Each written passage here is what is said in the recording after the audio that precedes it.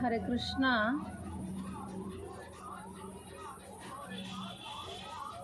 এই যুগেও সত্যকে দেখা যায়। সাধু সংসারে হওয়া যায়। সাধু আর সাধারণের তফাৎ কোথায়? সাধু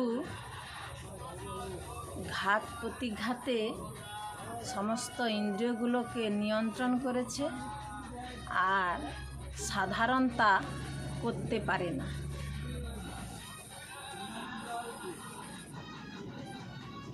সংসারে সবথেকে বড় সাধু ছিলেন ভীষ্মদেব। বিশ্ব সংসার একটা। আমাদের পরিবারে যেমন মা বাবা, ভাই বোন, কাকা কাকি, জ্যাঠা জেঠি সদস্য, ঠিক তেমনি ভগবানের পরিবারেও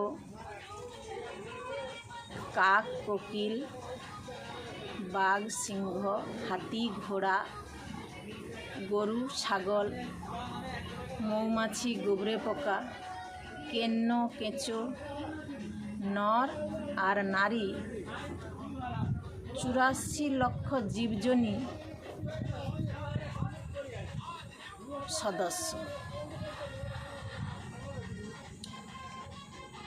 আত্মার কোনো নারী আর পুরুষ হয় না, তা তোমাদেরকে দেখাচ্ছি এই সর্ষে দিয়ে।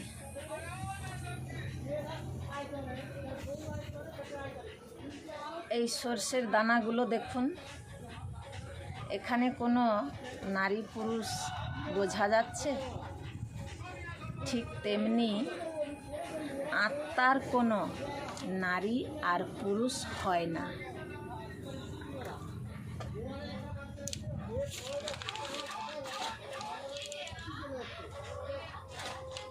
সাধু কি এক জন্মে হওয়া যায়? কুমড়োর বীজে কুমড়ো গাছ হয়,